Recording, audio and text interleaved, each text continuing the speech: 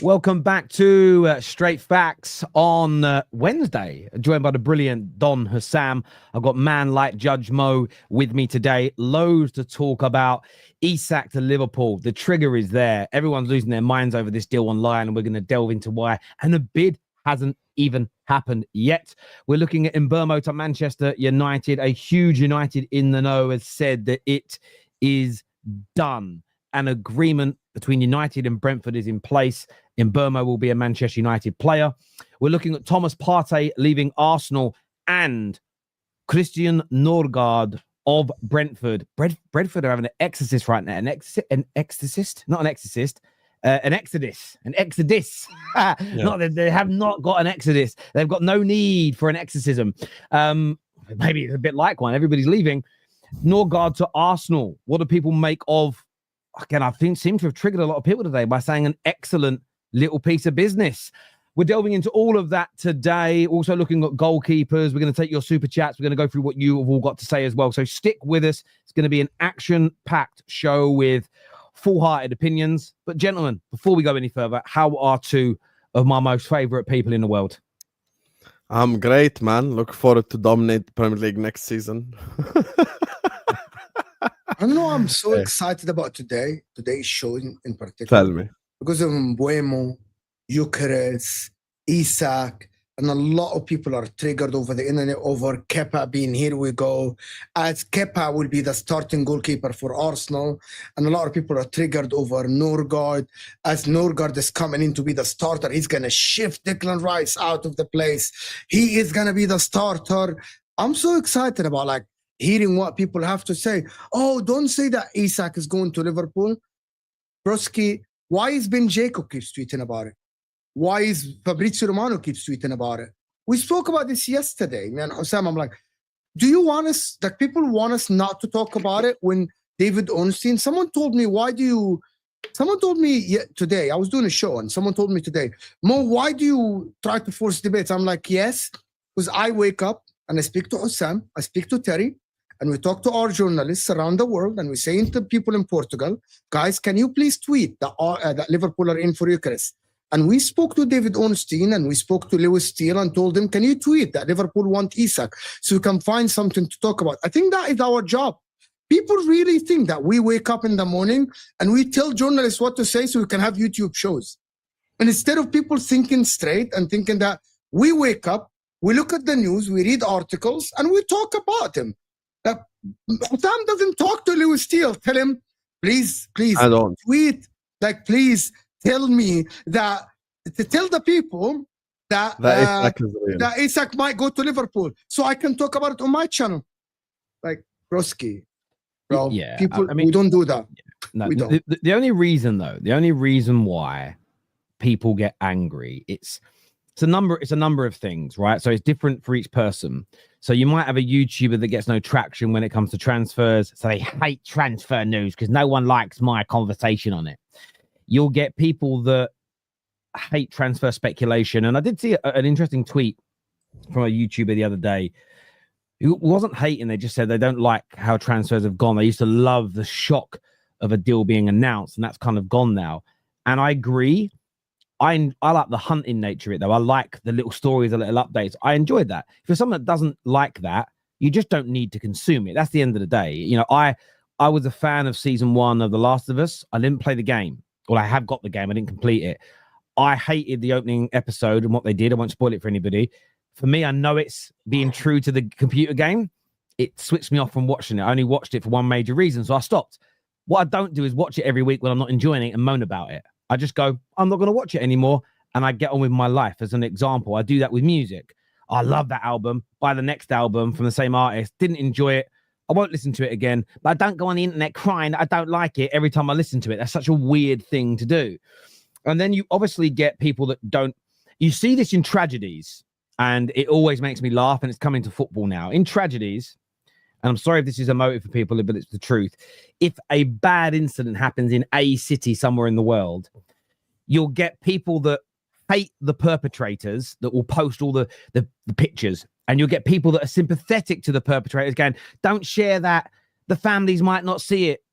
It holds water. But then when the incident is reversed, the people switch sides. That we have to post these pictures because we've got to show awareness. Well, what happened to the families? Do you get my point? And you've all seen that, haven't you? Right? And I'm not taking either side on that. We get that now in football. You'll see Man United chasing this player and that player and this player. Yeah, love hearing the news. Man United, Chelsea are looking at Kobbie Mainoo. Why are you printing that? Why are you talking about it for? I don't want to hear about that.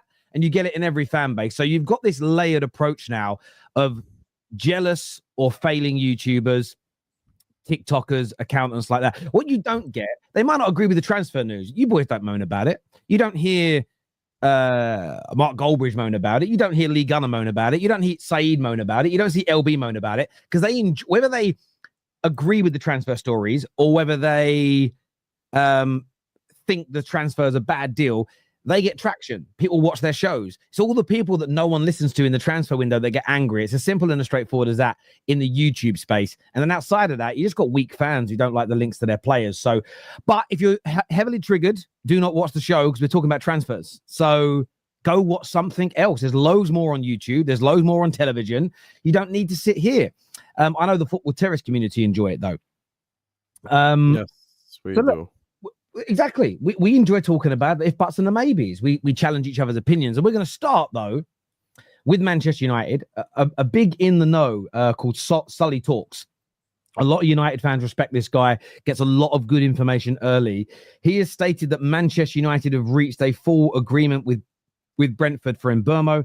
He said Mbeumo always wanted United. Oh, by the way, I love the double dip rejection that Spurs have now got. That's why, by the way, I like to talk about hijacks and clubs taking my players, because then when you win the battle, you get that's the real banter there. But United have got him. The deal is expected to be finalised and announced in the coming days. Thoughts, gentlemen? It's said to be for a base fee of around 55 million. Add-ons could take it to around 65 million. I'll throw it over 60 million plus. 60 million plus. That's what Ben Jacobs said. Yeah, well, I've read 55 million plus. I've seen 60 plus, but it's going to be between 55 and 65. So in that ballpark, I'm actually excited to watch Man United next season. I'm so excited about the next saga for Man United. Who is going to be the striker ahead of Mbeumo and Cunha? Both bowlers, both are great. Suit Amarim's system to the T. I know that I don't like Manchester United. I don't like the club. I don't want to see the club succeed. But I gotta be fair, I'm excited to watch them to see how they're gonna do with these two players, especially with Amad Diallo being there, especially with Bruno Fernandes being there as well, especially also with Casemiro might be going and you might go in for Ederson. I'm so excited about see how Amarim utilizes all of these players. Is Man United gonna get another striker to actually for these two players to cater to that guy? Because Mbeumo, as much as a goal scorer, is also a creator. Cunha can create, can score. I am excited about Man United. And I actually think that Man United will do pretty good. I think Man United will finish above the likes of Nottingham Forest. Man United might finish above the likes of Aston Villa next season. I genuinely think with these two players, if you sign the right striker, I believe that you can finish above them. You can battle for top 6. If you get the right striker and the right DM, you have the weapons to actually go ahead of these clubs. Ruben Amorim is not a dead coach, as people want to say. He's not bad at all. He has a system that works, a system that worked before.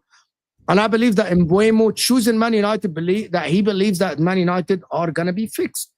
Are they going to be fixed? I don't know about the mentality, but I'm going to repeat again. Signing 3-4 players, and I'm going to use Husam's word, it gives a spark in the dressing room and an excitement in the beginning of the season. Are you going to be able to build on this? That is on Amorim and the rest of the players that stay in there. The likes of Dalot, the likes of Onana, the likes of De Ligt, Yoro, Martinez as well, who's coming back, by the way, from the injuries. And I think he's going to be fit for the beginning of the season. You starting the season, having 3 players like Cunha, Mbeumo, and a striker will definitely have a spark in the team. And if you're a Man United fan and you are not excited about it, you hate your club. That is just what it is. And if you keep saying that we're going to be dead no matter what, like what some people do, Staffy, like he does this all the time, I actually think that you might like have something that you are something against Bruno Fernandes. Man United can succeed with Bruno Fernandes. Bruno Fernandes is not a bad player.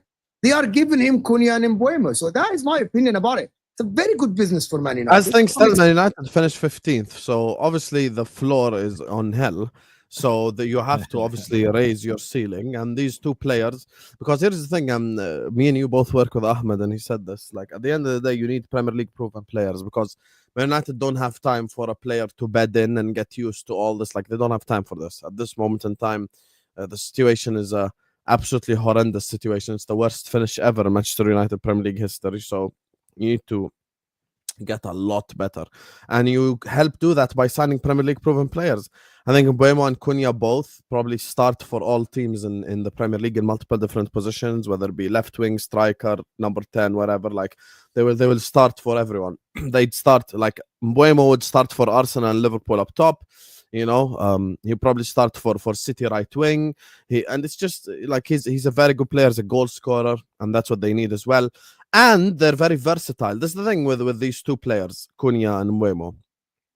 Cunha and Mbeumo, both of them can play in the 10s and can play up top as well. So if Man United want to play more defensive football away at City or away at Anfield or away at what's it called, at the Emirates, and they want to be a bit more defensive and a bit more solid, what you can do is obviously you could play one of Mbeumo and Cunha as the striker, and then you can have an extra midfielder in there and have an extra layer of protection. So for me, I think Mbeumo is a fantastic signing, just like Cunha is a fantastic signing. I think Man United at this moment in time need Premier League proven players. They need it so bad. If I'm in Man United's place and Gyökeres says no, I'd go get Mateta. If I'm in Man United's place and whoever, like, let's say, they want a right back, and whoever says no, I'd go get Munoz from Palace. Like, you just need Premier League proven players who know the league, who know the stadiums, who know all these experiences, so you can get better. And at the end of the day, listen, we can sit up here, we can mock Man United for the 15th thing. We've already done that 100 times. They lost to Spurs in a European final, even more embarrassing. But now they have one game a week, and I've experienced one game a week. The players are more ready. The players are fresher. The players are less likely to have injuries. All Man United now need to play is Premier League, Carabao Cup, FA Cup. They don't have any Champions League football or Europa League or Conference League football, which to them right now, in this moment in time, I won't even lie, it's a blessing for Man United, because you need some of these players to train. You need them on the pitch. You need them to understand the system. And unpopular opinion, as things stand, I think Man United could finish 5th next season. Can I ask you something for real, Husam? Great. He said that. Do you think Man United, if you go and get Osimhen or Ekitike or Mateta, are Man United frontline scary? Top 4. Yeah, top 4, easy. See? Oh, the one that hates Man United the most is Husam. Yeah, but it's one game a week, Mo. It's one game a week. I agree with you, but people they don't have to go to Kazakhstan on Thursday. That's the truth. Exactly. Man, Wallah al-Azim, this is not, and you guys know, probably Husam is the one that hates Man United the most on the internet, and I'm the only guy outside the Premier League that hates Man United the most. Man United fans, literally, when Inter lost 5-0, by the thousands came to my chat to banter me, right? I am telling you, and Terry has to do this, Man United are scary. Mbeumo, Cunha, and a striker, and that front line. Yeah, it depends on the striker, though. If they sign Mateta, I'm going to give you options. I'm going to give you options. Ekitike, Osimhen, Gyökeres. Because, by the way, Arsenal might not sign Gyökeres, and Gyökeres will say, okay, I need to move to I need to eat. I need to eat. So I need someone. Osimhen, Ekitike, okay. Yeah, plus Mbeumo and Cunha. Isn't that okay? I'll be honest front with you, line? if you sign Ekitike, Osimhen, or Mbeumo, or sorry, what's his name, or Gyökeres, you do need to do Man United are scary video. I won't even lie. So let me just say on this now, to because we've got a bit of breaking news we're going to go to in a minute. But I agree with parts of what you're both saying. So in terms of Mbeumo, that deal was going to happen. Like, all banter aside, with Tottenham and the teams that he said no to, I'm blown away by the quality of the signing. Excellent player. And again, people have got to be very careful with language, because I'm contextualizing it. If Man United were defending champions, Champions League winners, and we went and got Mbeumo, I'd still say very good signing, but I wouldn't maybe be blown away by it. Based on how bad we've been, how good he is, and what we need, contextually, amazing. Now, what's really important is that we do more. Before I start thinking about European positions, we've got to get a good quality striker. goalkeeper's key. And today there's some really strong links to Costa. Costa, though, is a far more expensive sign-in than Emi Martinez. You're talking maybe 20 to 25 million pounds more. So a much bigger commitment for the club. We also need some outgoings, and it does appear that a number of these outgoings are getting closer. So, for instance, Anthony looks pretty good. The Sancho talk. I mean, United, remember we spoke about this a few months ago, United may get around 25 to 30 million for him from Fenerbahce, which then means with the 5 million Chelsea gave us, it's a better deal. One, he's not in the league to potentially hurt us, and two, we've got more money. That deal, if we end up getting around 30 million in totality from this summer, with the salary we save, that's nearly an extra 50 million pound for us to spend. So the exits are really important. And then buying the players, I think the midfield still needs some work. But if we do get the striker that complements these two, you need a better keeper though. These 10s. If we get a better goalkeeper and we improve the central midfield, if we do all of those things, I would expect the very least to push for a European position, if not to qualify for at least the Conference League next year via a league position, because it is one game a week. And I think when you're training essentially for 6 days a week, there's recovery in there too. But when you're training for 6 days a week by and large for one game a week, the whole preparation, you can spend half the week working the system and half the week doing match preparation, where that was impossible before. So yeah, I do expect that. I think Emi Martinez is a better signing though than 100%. Emi Martinez is a better signing. I agree. I look at that deal and I'm like, I would prefer Emi Martinez at around 20-25 million than Costa for 50 million. Yeah, but not Emi Martinez who's 32 for 40 million pounds.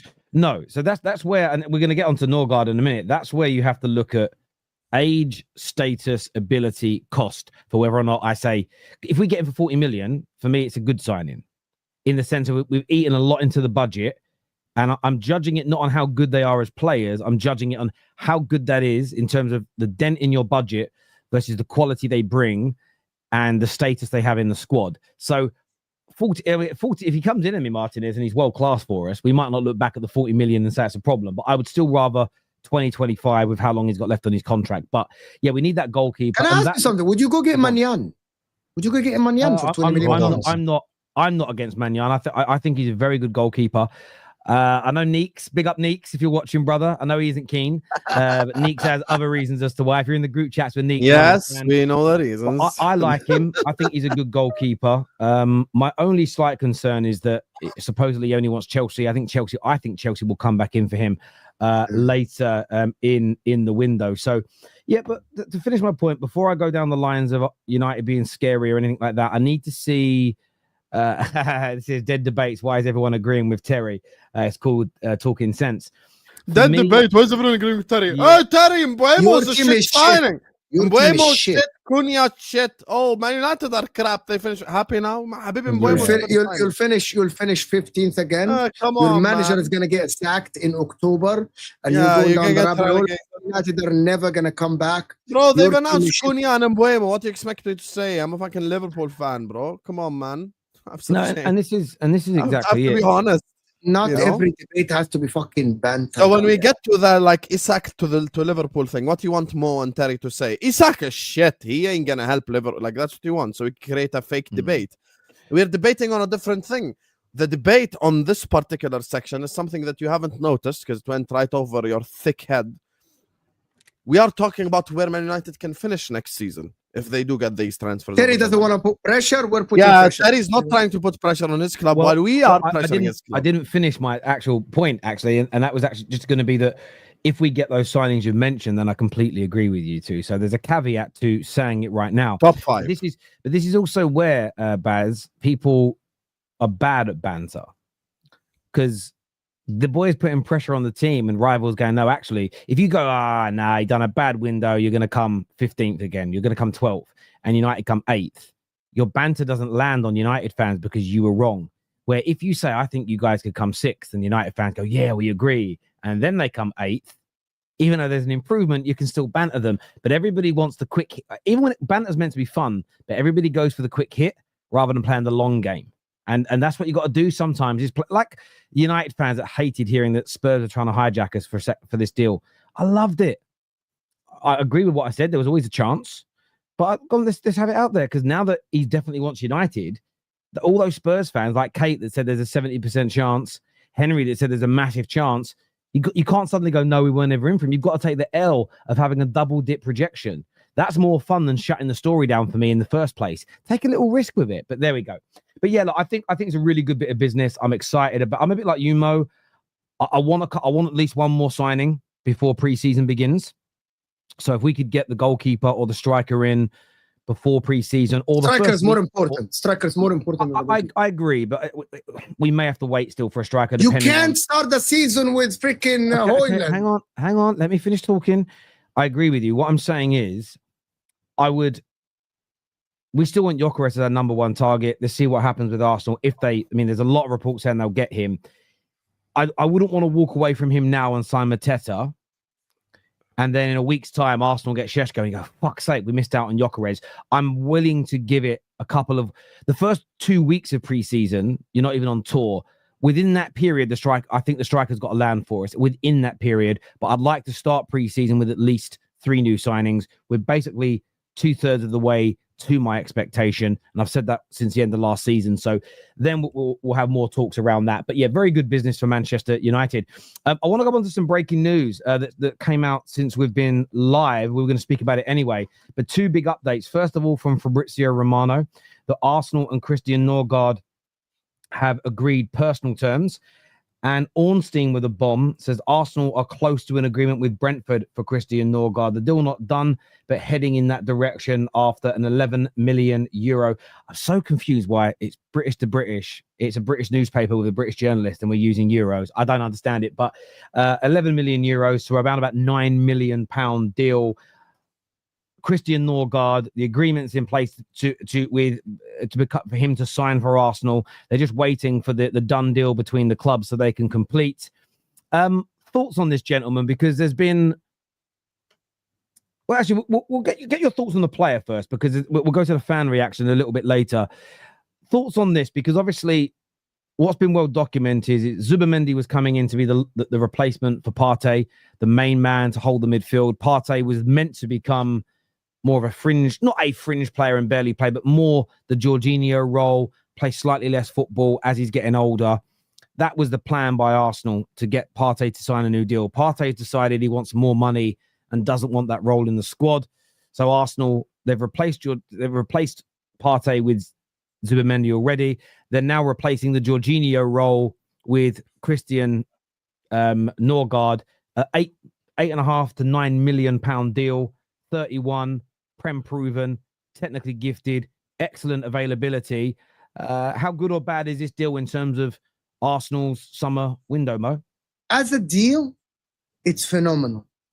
It's absolutely fantastic. And everyone that is saying otherwise, it's the same as the Kepa deal. Can you get a better backup goalkeeper for 5 million? Absolutely not. Like, to be honest, at the current market, there's no backup goalkeeper. 11 million euros is about £9 million. You cannot get a better player for £9 million than Norgaard. Physical, good experience in the Premier League, old enough to be backup, and I think actually it's a fantastic sign. However, by the way, another Fabrizio Bomba. Social media hint by Sesko as the striker has started following Arsenal on Instagram today. He just posted this like 40 seconds ago. We'll come to that one. We'll come back to that one.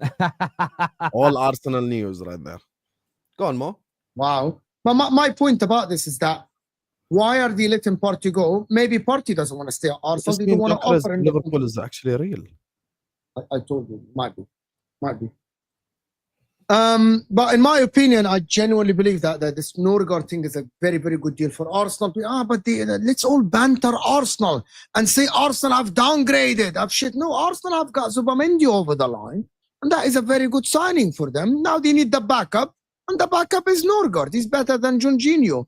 The better option was just to keep Partey in the club to be backup for Zubimendi, or they can rotate between between Zubimendi and Partey. But that is not viable because Partey is on a big wage. He's asking for a big wage to sign a new contract, and they didn't agree on a contract extension, so they went ahead and got Norgaard.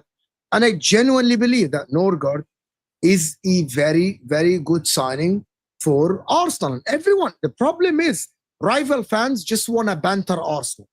As I mentioned, like, it's all about the banter. No one wants to speak sense. This is a very good backup for Arsenal Football Club. It improves their squad over last season because they had Jorginho who couldn't move. Now they got Nørgaard, who's very good, physical, can move, can score goals from set pieces as well, and they can play him at the cup, and he's trusted. He's a very, very good player.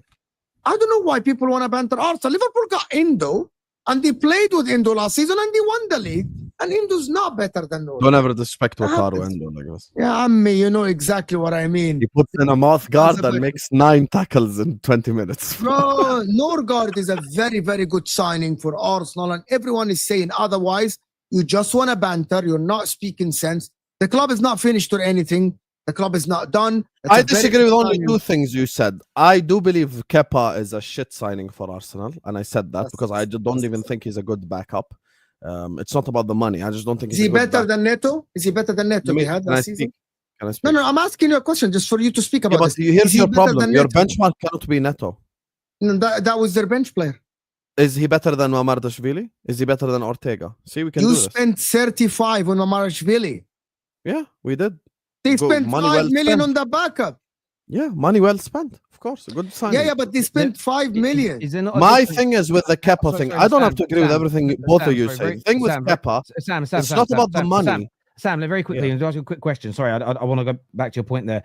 But isn't your new goalkeeper also eyed as the longer-term replacement of Alisson as well? Is there a contrast there where Kepa clearly is the number one? They're not looking to. What I remember hearing, and I could be wrong, from Liverpool fans last year, is that your new goalkeeper was being eyed as the long-term replacement for Alisson. So yeah, but Alisson is the clear number one as well.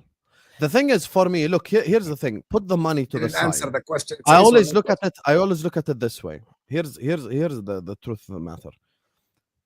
Let's say Arsenal are playing a Champions League quarter-final away at Atletico Madrid, and Raya has an injury. Do Arsenal fans trust Kepa in that scenario? That's the question. Do I trust Mamardashvili? Yes. Do a City fan trust Ortega? Yes. So for me, I'm not looking at it from a money perspective. Yes, 5 million is a fantastic money spent in 2025. I'm simply talking about it from the perspective of I actually don't rate him as a goalkeeper. Now, when it comes to Norgaard, I do agree with you guys. I think Norgaard is a good signing for Arsenal because just like Zubimendi is a downgrade on Partey, Norgaard is an upgrade on Jorginho. He is. Norgaard is an upgrade on Jorginho. So I think he comes in, obviously Premier League proven. We have to keep the same energy.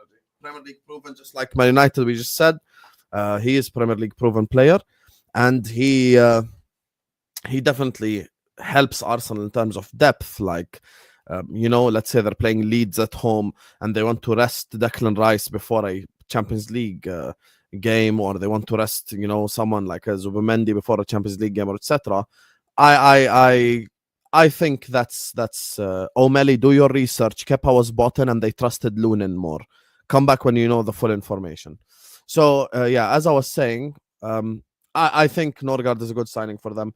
There's no need for us to sit here and hype him out a lot. Like he doesn't have any special traits. He's just an all-round, well-rounded midfielder. He has good traits on the ball, good traits off the ball. Just a good player. So, yeah, I think it's a good signing for Arsenal, to be honest with you. Yeah, I look at it this way. I tweeted, I just replied to what Ornstein put out, and I think I wrote excellent signing.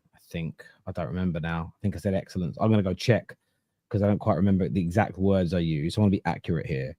I said, and I quote, why can't I find my reply?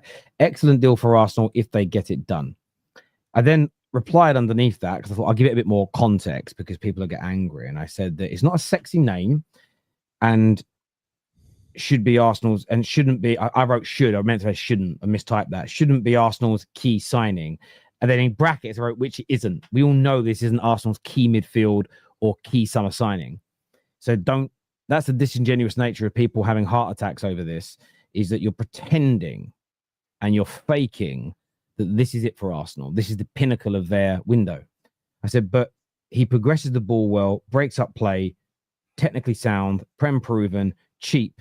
And I also made another spelling mistake. I meant to say, and something availability. I think I meant to say good availability. It come in as logos availability. I didn't obviously do a proofread before I posted this.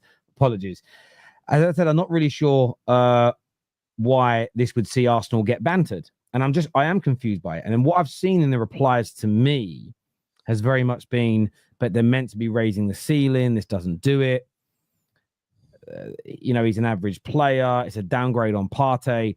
And I just think that rhetoric around this deal is so disingenuous. Someone responded with the Endo situation and said, Terry, nobody had this energy when we signed Endo, a Liverpool fan. And I said, you're right. But if all of us had watched more of Endo, our reaction may have been different.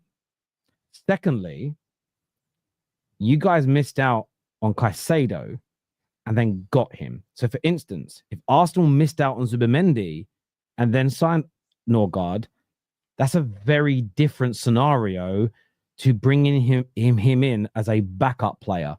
So I think, and I stand by my words, in the context of his age, ability, experience, and the price they're paying for him, it's an excellent little piece of business. How old is he? 30? 31. 31. Do you know what it reminds me a little bit of? And a Liverpool fan said, you'd never see my club do this. And I just replied with a picture of James Milner. This is he's not as versatile as Milner, but clubs have done this so many times in my lifetime where we need a fringe player. Arsenal themselves did it. Literally, this is like Jorginho all over again. It's a backup midfielder of a good standing. Now, some will say Jorginho, when they bought him, was better than Norgaard. That's open to debate. But for me, when I watched Norgaard play for the last few years at Brentford, rarely dominated, rarely outclassed, rarely makes a mistake. For a backup player, excellent. As part of if this is it, if they sign Zubimendi, if they sign Norgaard, they sign some striker you've not heard of, and they upgrade another kid from the bench to be the new left winger from the academy, I will agree, shocking window. But if they add the striker, if they add the Rodrigo, if they add another player somewhere else, a backup for Saka, then suddenly Norgaard becomes part of a very good collective window. And it's about the collective. It's how have you improved your team? I think Zubimendi is being slept on for some weird reason. When you guys nearly got him, Husam, some before last, the amount of gooners I saw back then make their own content and I'm pissed off. We should have got him. He's so good. The same guys are now saying we don't need him. He's overrated. He's not very. For me, I don't believe these. They may end up being right. Maybe he comes and he flops. I don't believe they believe that. I think this is people looking to be on a downer. I don't understand it. This isn't a deal that makes Arsenal champions of England. No soul on planet Earth is making that claim. Nobody. What this is, though, is as you boys have said, it's the last thing I'll say on it. It's a high quality squad player. But the problem you have is that people take the words you use. Terry, you said it's an excellent signing. I thought that Ronaldo to Real Madrid was an excellent signing. They both can't be the same thing. Well, of course they can. At the end of the day, when my 5-year-old daughter brings me in a picture, I tell her it's a masterpiece. And it is for the average 5-year-old, but not compared to fucking Picasso. Like, I don't understand why people have always got to try and turn things into what they're not. Norgaard is not the centerpiece signing. He is not the main signing. He is not the main midfield signing. Why are people trying to twist it into a deal like that is beyond me. My only answer is, well, it's Arsenal and everybody likes to shit on them and banter them for no reason. And this is certainly one of them for me. Good quality player, excellent signing at the price. Well done, Arsenal. Fantastic. Like if Liverpool already have a DM like Zubimendi or have Declan Rice or something or Caicedo and you sign Norgaard, people will say, oh, fantastic backup. You're getting a great squad player. But because it's Arsenal, it's like, let's shit on them. I don't understand it. People just don't like I think Arsenal, no one just shits on Arsenal more. You guys I'm gonna tell you the reality. I think what Arsenal should have done, I'm being honest with you guys, is they should have gone to Manchester City and offered them 150 million to get Rodri to add to their squad to raise the floor and the ceiling of Arsenal. I genuinely believe that. Maybe Arsenal should have spent 150 million on Rodri for fans to be happy. If you do that, a lot of people will say, well done, Arsenal, you're going to be champions. Yes, they signed Zubimendi, and I think the backup for Zubimendi should be Rodri. That's what, or they should go and sign Moises Caicedo. I think that'd be great for Arsenal, and everyone will be happy, and nobody can shit on Arsenal. I guarantee you that even if Arsenal do that, they will absolutely find a way to shit on them and say, why did you sign 2 top DMs? Why don't you use the money somewhere else? But because they are trying to use the money somewhere else, people are bantering them. There is no win. Some clubs, there is no win. Same for Man United. There's no win. Oh, Man United are 15. It doesn't matter who you sign. You're shit. Same for Arsenal. Even if Arsenal signed 2 DMs, people are going to say, you should have used the money somewhere else. That's what they're doing. They signed Mendy for 50, 60 million. They're signing a backup player for 9 million. Now they're going to shoot for a strike. And this is it. They'll get Gyökeres. It'll be Portuguese goals. They sign Sesko. It'll be Benjamin Sesko. They sign Husam. It'll be why did nobody else big that wants him? And sometimes there's validity in people's claims. Everyone hates Arsenal. No, it's not so much that. It's me and KJ talk. Hang on a minute, please. Me and KJ talk about this a lot, where you sometimes want to talk about Man United and the amount of times. So when we first got announced, we were probably going to get Mbeumo. The next 3 shows we did, all it was about was you're ruining the market, you're polluting this. How has it happened? Oh my God, the debt. And we're sitting there, and I was annoyed. Like, we haven't even got round to talking about the player. The goalposts consistent, and I've seen Arsenal fans online do this. They spent 9 months saying they wanted Gyökeres because they didn't think they were going to get him. As soon as it looked like they were going to get Gyökeres, they started finding holes in him. Then when it looked like it was going to be Sesko, they started bigging up Gyökeres again. And it's like there are certain, and it isn't everybody, by the way. There are certain people, some are Arsenal fans, some are rivals. Whatever Arsenal do, the same no matter what Man United do, they will always look for the negative. And it's jarring because I think what it does, it gets away from better conversations. And this is where Arsenal's haters are also missing an opportunity. So this is what I also think about the Norgaard deal, but I suppose it's not surface level banter. Is this now puts more pressure on the Cronkies and Arteta and Berta to land bigger and better players? Because yes, it's going to cost 9 million, but that is a drop in the ocean to the budgets of these big clubs. He is definitely going to be on, in my opinion, less wages than Jorginho and absolutely lower wages than Partey. That means there's even more money to spend on the left winger and on the strikers. So like you boys said, if United do get the striker and the goalie and the midfielder with what we've already bought, there's got to be pressure on United improving massively. That is where, if you really want to stick it to Arsenal, that's how you do it. Not with 5-year-old point-scoring banter of, but he plays for Brentford. What are they? I've heard Liverpool fans say that. Well, why would you buy a player from Brentford to improve your team? You man love Andy Robertson, who got relegated. It's horrible analysis. Unless you literally don't like the player and you can break down why. For me, if you're going to put pressure on Arsenal, hang on now. There's even less excuse because you've got even more money to buy the stars for the attack, the star here, the star there. That is where I would be putting the pressure on if that was how I like to conduct myself online. And I do. So for me now, my message to Arsenal, for whatever it's worth, is even less of an excuse to not go and get the best striker available. And we have seen the Šeško news that we'll move into. That's their choice. I think he's a very good player. But they have got the best available striker in the world bending over backwards to join them. They have to move on to that player. And I will criticize that. I think going for Šeško instead of Gyökeres is wrong. So Terry that never says Arsenal do anything wrong, I think that's the wrong decision. However, what I'm not going to do is lie and suddenly say that I think Šeško is a piece of shit football player who can't kick a ball, that won't score any goals. I don't think he's as bad as people are making out either. But I still think they should be going for Gyökeres. They've got the money now, especially with this really good cheap deal for an excellent backup player in Norgaard. But that's just me. That's all I'm saying, Sam. It's just tired. And do you know what it may be? Maybe this time round, everybody's right. But it's a little bit like the boy that cries wolf. It's the same response nearly every single time Arsenal or Man United sign a player. So sometimes you don't know whether people are giving real analysis or chatting shit because they say the same thing every time a player is signed. We all know how much Cunha and Mbeumo have been praised in the last 3 years by everybody in football. They become Man United players, and the amount of people you see, and you two didn't do it today, that now looking for the flaws and why it won't work. And it's just jarring every single time, for me personally anyway. Okay. I want go on, mate. Can I respond, please? Yes, of course you can, mate. Of course you can. Please. So, you get me? I'm sending love to the Arsenal fans in the chat because there is an agenda against Arsenal and we all hate you because we have a football opinion. Mo took it to the absolute extreme by saying 150 million for Rodri. No one is saying this. I watched what Lee Judges says, someone that all three of us respect. You know what Lee Judges says? Guys, we just lost the league. We finished second 3 years in a row. Why can't you just uplift the fans? Gyökeres has been shaking his ass for Arsenal. Your first signing of the summer should be, let's go get Gyökeres now and excite everyone again. Because Arsenal fans are not excited. This is simply the truth. So there are 3 things that are happening for Arsenal right now. I praise one of the 3 things. I agree. I think Norgaard is an upgrade on Jorginho. So I agree with this. I think he's a very good player. I praised the Zubimendi signing. If I think Kepa is shit, I'm entitled to that opinion. If I think Sesko is shit, I'm entitled to that opinion. We are entitled to criticize certain signings and praise certain signings. Just like, and this is what proves that I'm showing the same energy, my club were linked to Sesko before even Arsenal were.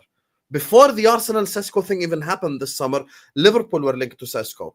I was saying about my own club, I would not take Sesko. I was saying about my own club that I think that he is simply a Slovenian Darwin Núñez, and I'm entitled to have that opinion because he just is not someone that excites me. I think he's an athlete more than a footballer, and I don't rate him. So I'm entitled to have that opinion.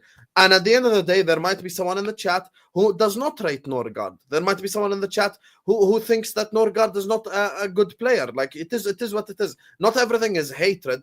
By the way, I could say the same thing about my club. Have you seen some of the reactions? Oh, Shark is better value for money.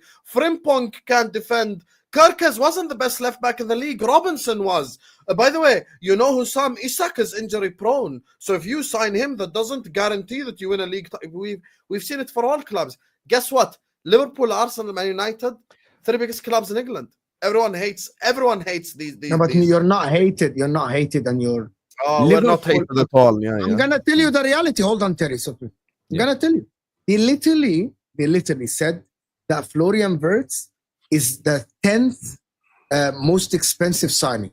Reality is they actually reported the total package for everyone else, for Caicedo, for Rice, for everyone, but they didn't report it for Florian Wirtz. Florian Wirtz, the total package is the most expensive signing, is the British record for transfers.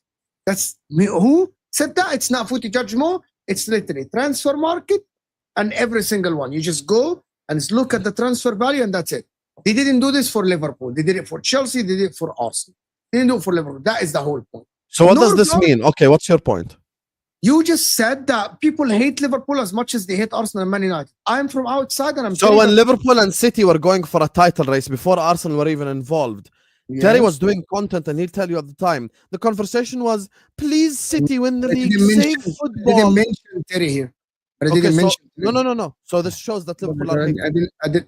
Terry's not the media by himself. No, but there were literally Palace fans, there were literally Newcastle fans, there were literally fans of clubs that have nothing to do with Liverpool that were begging City to win the league against Liverpool. Why?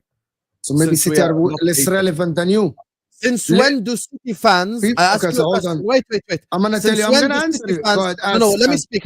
Since when do City fans? Why are you popular? Calm down. City fans. Since when do City fans have value for money conversations? Since when? What about City fans? What does this have to do with City fans? I don't understand. I'm talking about Arsenal and United. Are not hated. Are you as hated as Man United and Arsenal? Why everyone wants? Of course we are. Okay, so Liverpool were about to get the 20th league title. Some Man United fans really wanted Liverpool to win the league over Arsenal, even though Arsenal were about to get the 14th. Why? Yeah, but that's more geographic. That's more geographic. Man United are in Manchester. Yeah, but there are certain Arsenal are in London. Who hate Arsenal more in London. Yeah. Everyone geographic cheering for Liverpool. Like if you ask Saeed as an example, he's a Manc. He'll tell you he hates Liverpool and City second. He said this before. He's a Manc. He wanted Liverpool to win the title above Arsenal. That's not true. Can I just say very quickly, boys? I would say this. There's a comment that came through saying Sesko is bad, Terry. And I suppose it's this side of things. You're allowed to think Sesko's bad. You haven't got to say he's good just because you're allowed to. The issue that you have is when you sit in the seat I do and make the content I do, and I remember so many of our viewers and their usernames. I've done this for years. Or when I stream with, Don is a great example of this. If Don doesn't like Garnacho, and then in January when Chelsea were linked to him, what do you make of the links to the Garnacho? Do you know what? I've been doing some research and suddenly the goalpost moved. They didn't get him. So glad we missed out on that bum. Hang on, he weren't a bum 3 days ago. You found a reason why it'd be good. People do that in all different directions. And I think it's people have fatigue where certain people will always say what Arsenal are doing is wrong. There's no objectivity. And it becomes, because I look at it this way. I don't like Liverpool, but I won't sit there and say the Wirtz deal's bad. I'm not going to do the brainless, mind-numbingly woeful, but Klopp said you never spend. I made one joke about that, I think. I've not been carrying it on for 5 weeks now because it's milked and it's boring. I think it's just very transparent. Like my own channel, Terry Fleurs TV. The same Liverpool fans are like, thank you for being so unbiased. Whenever I say something positive about Arsenal, they're like, why are you sucking Arsenal off? Can they not see the irony? It's just about being honest. And I think if you're an honest content creator, an honest person, an honest fan, there is no way you can think so consistently. A team that's been in 3 league title races on the bounce is always making bad signings and is always doing the wrong thing. You can't be where they are in the league if everything's bad. I heard an Arsenal fan say the other day, we haven't had a good transfer window in 5 years. How have you been coming second? How have you been in title races? I think it's because it's always over exaggerated by certain groups, and I think it creates a lot of noise and a lot of fatigue, and it makes it hard to have conversations. And we've just sat here and said, and we're going to get onto the news now because this is becoming a little bit, and it's kind of understated. It's becoming a little bit of a Fabrizio versus Ornstein battle. This, and I will tell you as to why. But Šeško has obviously dropped a little bit of a hint. This is according to Fabrizio. He said this. He's quote tweeted his own tweet. That again, and this is what's. When these things happen, I'm like, what do people know? What do they not? Right? What's going to happen here? Because this is so interesting for me. I love transfers. You sometimes get the Arsenal fans like Eduardo Haig. He might go, oh my God, guys, look, this player's now following us, and everyone gets excited.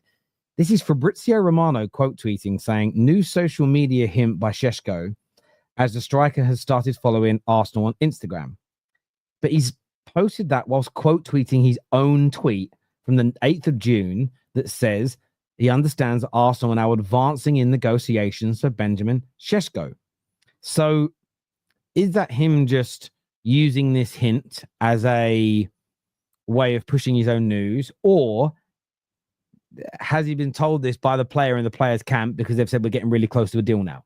Equally, I made a mistake about 2 weeks ago saying that I'm really unsure what direction this is going in because Fabrizio and Ornstein had spoken about Šeško and Arsenal. It's not true. I misremembered something. He mentioned Šeško and Arsenal a year ago, Ornstein, and basically said he's staying at Leipzig. Since then, the only other striker that Ornstein has tweeted about was back in around March, where he said where he connected Arsenal and Gyökeres together. And he hasn't said a single word since. You've got the Portuguese press saying it's Gyökeres. Damasio today says it's Gyökeres, but you've got Plattenberg and you've got now Fabrizio making it sound much more likely that it's Gyökeres. I am confused, but I'm not going to lie. I love this confusion. People keep saying, we need, it's not going to be a shock as in, they're in for both, but it feels a bit like you just don't quite know. You ever watch like a TV show where, I don't know, a woman's going to pick the man of her dreams and the episode ends and you don't know who she's picked and you got to wait till next week. It's a little bit like that, right? And I'm intrigued. What do you boys make of this latest update? Following Arsenal on Instagram, but Fabrizio sharing it, re-quoting his own tweet. The only thing that hasn't happened yet is the pin tweet. The pin tweet is normally a sign, but how do you boys read it? I think Arsenal are going to get Sesko, and I absolutely love it, to be honest with you. If they get Sesko, my feet are kicked up. I'm so relaxed. I will start looking at Manchester City and Manchester City only. I start coming to the straight fact shows with my feet kicked up in the air, like just completely relaxed. You get me? Sesko would just push Arsenal absolutely nowhere. I think he's a trash signing. I don't think he's a good player at all. For me, I have two completely different opinions on Gyökeres and Sesko. I think Gyökeres helps Arsenal. I think Gyökeres makes Arsenal considerably better. I think he's an elite goal scorer. I think people are bullshitting when they say, oh my God, he scores goals in transition. Total bullshit, total lie. Never ever seen a Portuguese league game in your life. The guy has scored with his weak foot from tight spaces. The guy is a very good finisher of the football. I understand that the Portuguese league has a very bad record with strikers. However, with Gyökeres, his record is so good that it usurps that, and he scored goals in the Champions League as well, including goals against City, I believe, and goals against Arsenal. So he's a very good player. I think Gyökeres is the total opposite total opposite of Sesko. I think Gyökeres is a fantastic signing. With Sesko, I think he's an absolutely horrendous signing. I have seen it in terms of his ability isn't what Arsenal need. The truth of the matter is, everything that I say on my eye test is proven by the stats, and I showed it last week, and people will just say the same stuff over and over again, like Ian and others who just completely rattled and who hate the messenger, not the message. Sesko is an athlete, meaning Sesko is very quick, very powerful. That's it. End of discussion. That's what Sesko is. Sesko does not have a good first touch. He's not good on the football. He's not a good passer of the football. He's not good in tight spaces. He's not good in any of these things. Even when people look at Sesko, the first thing they start saying is, Sesko is 6'5". My brother, the literal goat of the sport, is a midget. The literal goat of the sport. If he was sat next to me right now, he would be reaching my knee height. That's how short he is. And You he's ain't the that tall, goat. bruv. Calm down. I'm literally 6'2", and he would be speaking to my knee. That's how short he is. That's the goat of the sport. So we're not trying to build the Arsenal Magic or the Arsenal Lakers or the Arsenal. We're building Arsenal Football Club. That's why I don't even know. Yesterday was the first time ever, because Arsenal fans rage baited me. I actually checked Florian Wirtz's height. I don't know Wirtz's height. I don't know Gyökeres' height. I don't know Frimpong's height, because I don't care. Because I don't care. I look at their football ability. And if Sesko was an athlete who doesn't have the fundamentals of football, but is an elite goal scorer, I'd get it. But Benjamin Sesko has 13 goals in 33 Bundesliga appearances. He has less goals than Ekitike, less goals than Walter Maid, less goals than Patrick Schick, less goals than so many strikers. I don't think he's prolific enough. And I think it's going to be a signing that Arsenal die by if they do make it. Okay, so you're ruling out Arsenal completely if Sesko joins them, that is a good player to actually take them over the line. Yes, 100%. Is he better than Havertz for you? No. I didn't watch enough of Sesko, right? I watched more of Gyökeres. He's not better than Havertz. So you think if Sesko comes in, it will be Havertz to start the season Didn't Havertz again? score more goals in the Prem 2 years ago? So, Wait. okay, so in my opinion, if I'm looking at this and I really don't understand. Havertz had more GA in the Premier League more 2 seasons ago. Like the season before last than Yeah, him. man, he was injured this year, Havertz, no? So you would get Gyökeres over Sesko at your club at Liverpool? 100%. If given the choice, I'd take Gyökeres, 100%. I didn't watch enough of Sesko, but it looks like Arsenal are insisting on Sesko and they have a plan. Do I agree with the plan? No, I don't. I disagree with the plan, right? But I'm so tired of us sitting here every time this is being mentioned and we talk about Arsenal are not going to win the league because they signed Sesko. Arsenal must see these things. Arsenal must see all the media and all the talks about Sesko being bad. But if they are still convinced that Sesko is the right guy for them, you must have a plan. To be honest, Arteta wants Sesko at all costs. To be honest, Gyökeres is on his knees to join Arsenal. He told his friends he wants to join Arsenal. He told everyone to join Arsenal, and he's willing to do everything to join Arsenal. And he's literally putting Man United and Juventus on the shelf waiting for Arsenal. And Arsenal are still saying, nope, we're trying with the other guy. We are going for the other girl. And if the other girl rejects us, we'll think about you. And he's still waiting for them. There must be a big reason why Arsenal wants Sesko. I don't know it. I doubt that Terry knows it. I doubt that Husam knows it. I actually doubt that any Arsenal fan knows it. And all the Arsenal fans that keep talking about height and crosses, and he's very good in the air and all that. Football is not only about crosses. It's not about cross, and inshallah, all of you have marked your team for cross, and inshallah, you're talking about getting Rodrigo, and Sesko might not be the guy to suit him. I have no idea why Arsenal are in for Sesko. I'm going to raise my hand and say, maybe they have a reason. I really don't know. Sesko's not better than Gyökeres. I just don't know. I agree. Look, this. I don't know if we'll ever be told the truth, because whichever one they go for, they're going. The narrative will be that was the number one choice. When I say what I've been told, I've had private conversations with journalists. I don't know anyone connected to any of the clubs. Plus what I've read, is there's a one train of thought that they want Gyökeres, Šeško as the backup, but Sporting are still no closer to agreeing to let him go for the gentleman's agreement. And whilst Arsenal are under no pressure to sign him, still 3 weeks from pre-season, no one else is the player and he wants Arsenal. They're waiting. There's that theory, which holds water, is in logic. Can I ask you something while you talk? Don't you think that Gyökeres will have some logically speaking, we all here trying to be logical. Don't you think that Gyökeres would have a little bit of assurances from the Arsenal people that spoke to his camp about him going there? If he's literally putting money in, he's rejected 11 million euros in wages from Juventus. You would expect that. However, at the same time, there's a reason that when it came out that he rejected United, that very quickly, and this is interesting that Fabrizio has put this out about Šeško today, is that very quickly they kind of briefed the journalist again. Jacobs was the same. No, it isn't a rejection. It's a preference. And I think that players they want that. It's the same with Mbeumo. We know he said no to the other clubs, but they publicly wanted it as a preference in case something fell through and Man United didn't sign him. Man United might change their mind and he's left looking silly. But I think Arsenal would my personal belief is they're telling both camps they're number one. They're telling both camps their number one choice. The other logical train of thought is that Šeško is number one, but again, there's a few things he's asking for in the negotiations they're not quite happy with. But more importantly, I think it's about the 100 million euros that Leipzig are asking for. So there is a logical thought that Arsenal are also using one of the two to try and drive the price down of the other, which, again, let's see what the price ends up. I mean, if they end up paying the price that both clubs are asking for, it will be an exercise that maybe doesn't pay off for them. It's a hard one to guess. No one knows. They're logical reasons, but they're. Do you think now Gyökeres ends at Man United? No, not right now. I don't even want to think about that. But I don't. Right now. If Arsenal announce Sesko, do you think that means Gyökeres goes to Man United? Yes. If Arsenal do go for Šeško, Liverpool.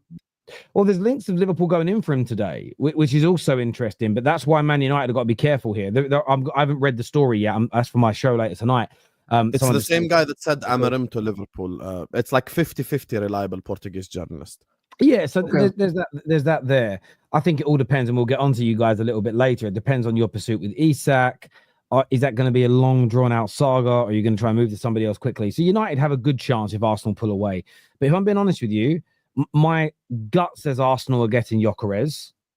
But equally, my gut might also be saying that because I'm so upset and disappointed that we're not getting him right now. And it's just, it's going to be them, isn't it? And it could just be my body preparing myself for bad news that might not happen. The reality is no one really knows. And do you know the Arsenal fans that are suffering the most? It's the ones that just want to agree with the club's decision because they don't know which one of the two to slag off. They're the funniest in this. Plenty of them in the chat.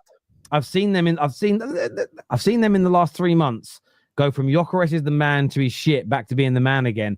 And I love that element of transfers. I love watching. I remember when Liverpool signed Fabinho all those years ago, and we were linked to him too, and I'd done some videos saying how brilliant he was. So did all the United fans.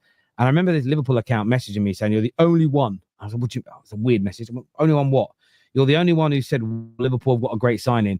Every other Man United account that said he was great and wanted him did videos saying he was shit.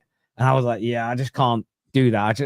Ironically, I get accused of only saying nice things about rivals now in the clickbait, rage bait, giving fake opinions era. The fact is, you can go back to my content from 2016, 2017. I was saying very similar things then. That's why the growth's been there. It's why the numbers always grow on the terrace, because the authenticity has been there from the beginning. It's only new people that see the content that are lied to by other people that think it's a lie. The people that have been here since the beginning are like, nah, Terry's always been like this. But yeah, look, I don't know what they're going to do.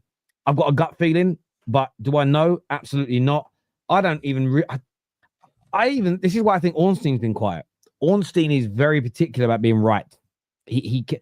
Fabrizio wants to be right, but doesn't mind taking an L. Ornstein really cares. The fact that Ornstein hasn't said a single thing, he said things in interviews, but he hasn't published an article or tweeted anything all summer about their strikers. And I think that's because he don't want to get it wrong. And I think he's waiting. That may also mean that Arsenal haven't briefed exactly what they're doing yet. They might, and then I was talking to Potsy. Some Arsenal fans are like, how do we not know what we're doing? You might know what you're doing, doesn't mean you've told anyone. And I just think for me, the end result is going to dictate whether people think this was a good, bad, or indifferent process. If you hate Šeško and that's who you end up with, regardless of the price, you're going to hate this situation.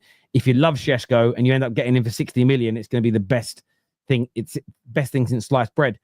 But for me personally, given an honest personal opinion, I think Šeško is very good. I think it'd be a very good signing, but they have to get Gyökeres. And you see this on Liverpool fans' faces, and it should be an indicator. It should be an indicator. The same as if you don't get Gyökeres and Man United get him, that will make rivals worried. Gyökeres is a striker that genuinely puts fear into people, not because of his name. It's because everyone watched how good he was for the last 2 years. Where with Šeško, I still think he improves you, but I don't think he's in that same ballpark as Isak's and Gyökeres and Haaland's. I think he's a level below that right now overall. So yeah, look, it's going to be. Can an I interesting ask one. the chat a question on Husam as well? If Arsenal end up with Sesko, which is what we're seeing today, and they don't get Rodrigo, it's a very big possibility that Rodrigo stays or goes somewhere else, and Arsenal don't go for a winger because they still have 2 wingers, and Man United get Gyökeres. Do you think the forward line for Man United is better than Arsenal? With Rodrigo? No. Not Rodrigo. Okay, what we know at the current moment is that Arsenal might go for Sesko and Gyökeres might end up at Man United. Man United are getting. Oh yeah, if that happens, then Man United definitely have a better front three. Really? Everyone in the chat because agrees with this? Because if we're doing it in a combined front three style, Saka's the right winger, Cunha's the left winger, and the striker is Gyökeres. Easy answer. I'll say this bluntly. If Man United have those as their main front three next season, on paper, you could make a real case for it being the second best front line in the league. On paper, right now, in terms of if you've got Gyökeres, Cunha, and Mbeumo, I'm talking on paper. Third. I think it might be third, but I think Liverpool because of Haaland and Salah, though. Well, but we said front three. Like the point is, right now, Liverpool's front three is Nunes or Jota, Gakpo, and Salah. Now, Salah is amazing, but the front three combined, on paper, we're talking United's on paper is better. You add Isak to that mix, it's a different ball game again. So it's for me, you've got to wait and see what everybody else does. But comparing it to Arsenal, if Arsenal go into next season with Kai Havertz, Martinelli, Saka, and Man United go in with Gyökeres, well, no, let's change that again. If they go in with Šeško, Saka, Martinelli, based on your question, and Man United go in with Cunha and Mbeumo, Gyökeres, there is as a front three, just looking at that department of a team, you can make a very strong case that Man United is better overall. The reason why I asked that question, goals, assists, athleticism. Very plausible situation based on the news today. Very plausible situation that is the news today. Anyway, that is what I. Yeah, it's. I love that you've been saying that shit for a decade, but again, I said it's on paper. And you have to then see it in reality. We've all seen teams where we've gone, wow, they won the summer transfer window, and then the team hasn't clicked. But we're only asking on paper, when you would know is by the end of the season, which group have scored the most, helped each other the most, and then you have to look at the way they play together. Because, for instance, when you watch the way Firmino, Salah, and Mane play together, that as a collective three, I think for about 18 months, you might argue it was the best in the world outside of MSM. Like MSM, Messi, Neymar, MSS. What was it? Yeah. MSN, sorry, I said it wrong. Yeah. Like that group, I think there was ever an overlap between those three playing together and your three, maybe. But yeah, it's, United had it when we had Ronaldo, Rooney, and Tevez. Like that, just as a collective, on paper, looked amazing that summer, and in reality was out of this world. But yeah, on paper, I don't think that's a mad statement to make, but it's got to click. I mean, if they come in and all three have the same seasons for United next year as they did for their previous clubs, they might, as a three, outscore every other single strike force in the country, theoretically. But it's funny again, but this is what I mean by the hate. When it's United, nobody's going to like theoretically. But yeah, if you turn around and go, how good's Arsenal's attack going to be if they had Rodrigo, Gyökeres? The same people say you can't do it on paper are the same people saying, well, you have to get Gyökeres, not Šeško. Why? Because that's only on paper that he's better, because you haven't seen him play for Arsenal yet. We said earlier about when it's United, people will shit on it and say you can't say that. But yet they're the same people that go, no, my club can't buy him. They've got to buy that guy. He's better. But only on paper until they're actually in your team. So come on now, people. Let's be fair with the analysis here. Let's do some super chats. Husam, I agree that Gyökeres over Šeško, but say Šeško is not good on the ball is flat out wrong. Also, Saka over your whole hypothetical United front three. It's not wrong because the eye test is proven by the stats. Saka over the hypothetical United. And also, Saka's really good, but put Saka in a cage versus Cunha, Mbeumo, and Gyökeres. I bet you my free beat him in a game. Collectively, 3 players. Listen, you can put Man United's 3 strikers from last year in a cage with Messi. They'll outscore Messi 3v1. You ain't winning. Do you know what I mean? At the end of the day, come on now. Let's not be mad. But I hear your point. So this was the Bursa media games we heard about. Maybe. I mean, I don't even know if they're games, Lewin. I mean, not telling the media who their main target is. It's not a game. And I know Sam said something earlier about if you sign a player early, it gets the fans excited. I don't think that's a club. That's always in. It's not the club's main prerogative is to make the fans excited. It's about signing the right players if you can at the right prices as well. So many football media games we've heard about. There are many. Seems so many football analysts I respect say Šeško. Yeah, there are a lot of analysts and a lot of kind of what they call tacticos that think that Šeško is the better player.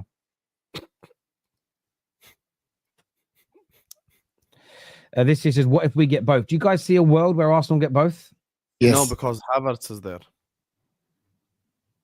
Yes, I do. And I can only go based off of like factual information. The Athletic reported, don't be surprised if Havertz starts next season. So the stars are aligning for Sesko to sign. They can get both. If Rodrigo's out of the window, they can get both.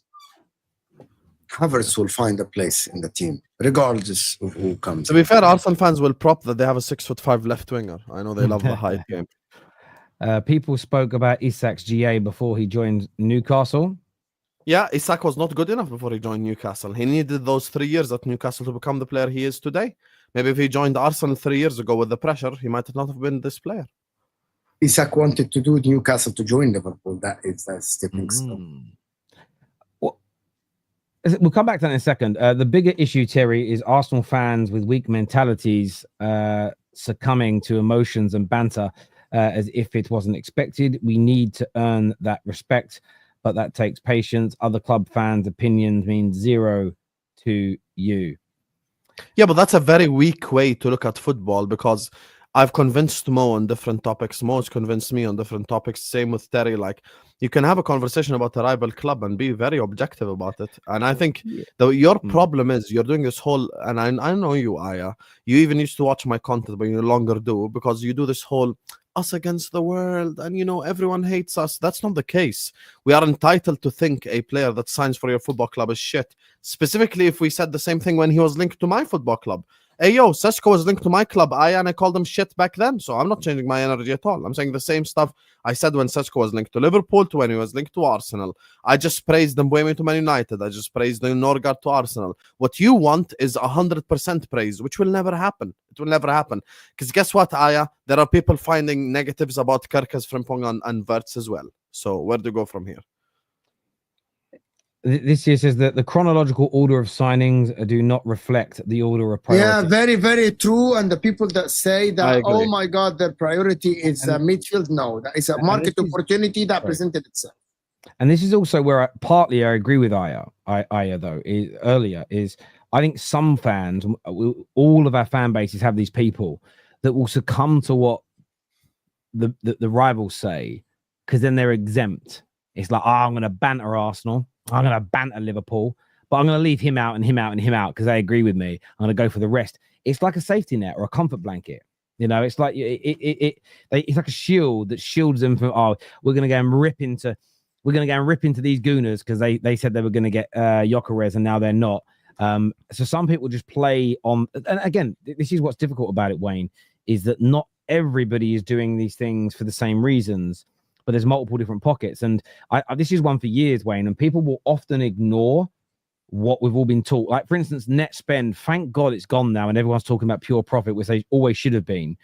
But how many years did you boys see me get dog's abuse for saying net spend isn't real, and now it's suddenly gone. The chronological order of signings, you still get people that go, hang on, how are we trying to back up goalkeeper first? Like that's our priority. It's the idea that after all these years of doing social media, the way that journalists give us information, the agents that have done written books and been on TV shows, the fact that we don't know this by now, it shouldn't even be a talking point. It's something that should be out of our vocabulary, out of our minds. But seemingly there's a place for that rage bait, I suppose. Happy 1 month anniversary. Big up yourself, Lou, for being a member of the Terrace for over a month. And listen, everyone who is a member, I appreciate you loads. If you do want to support the Football Terrace further by becoming an official member, all you have to do is click on the link that's in our description, or the link that I'm about to pin into our live chat right now.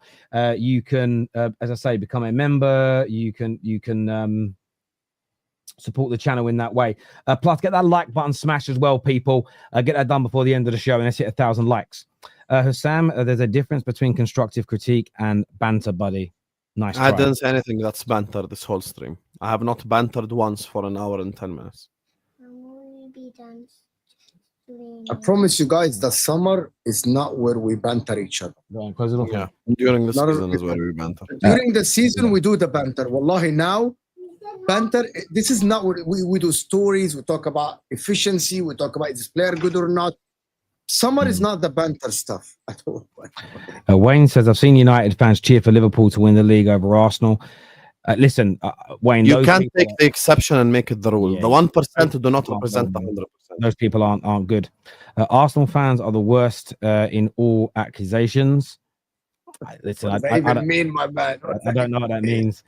Havertz was better than Wirtz, Cherky, better than Wirtz, Palmer, better than Wirtz, overpaid, overrated, but only Arsenal, lol. Van Dijk was Dutch Chris Smalling. Yeah, that's what I'm saying. People have do this for the 3 biggest clubs.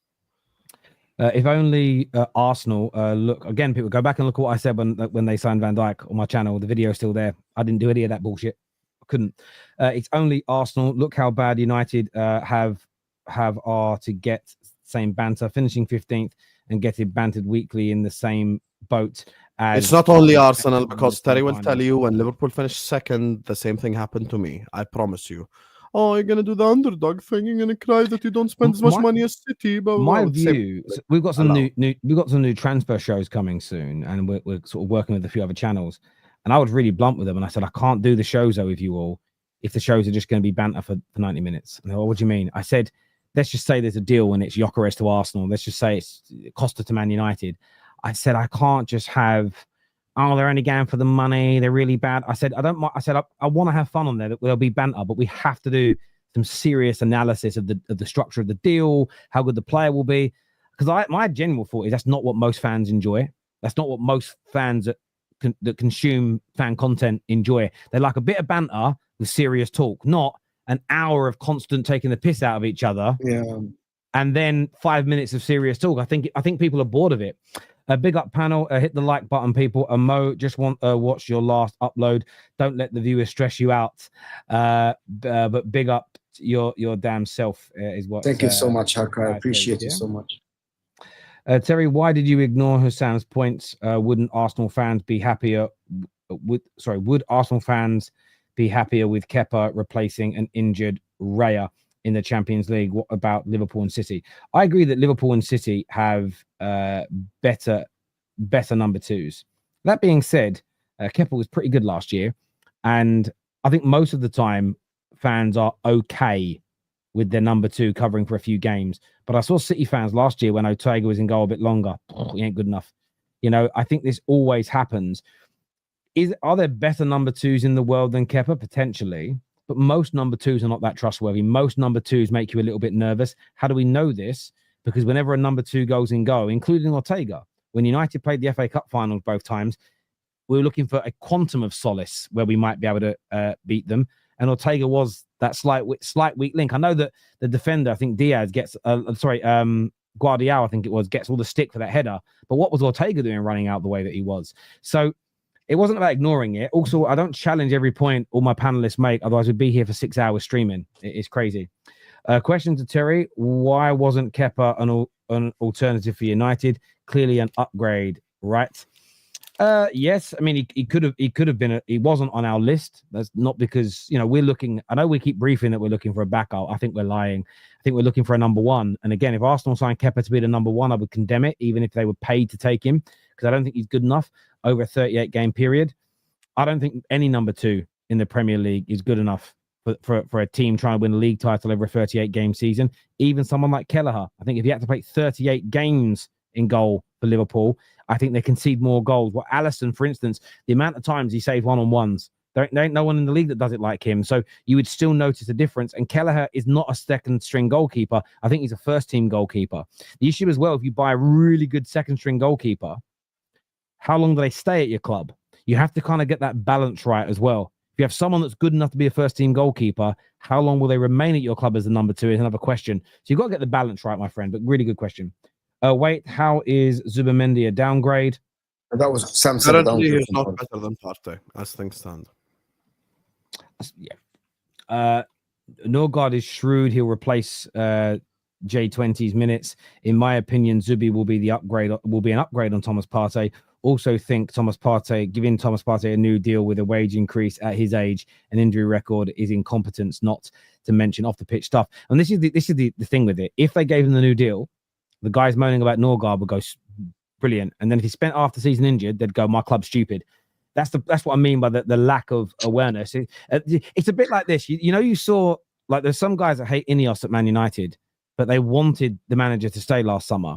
They kept the manager, then sacked him because he failed, sacked the man who wanted to keep the manager, and then moaned that Ineos made those decisions. And it's like, hang on, listen, yes, complain they got it wrong, but you kind of got to hold yourself a little bit accountable, or at least admit that actually this is what I wanted and it went wrong and my opinion was wrong. But people just move on. They go, oh, they shouldn't have listened to me.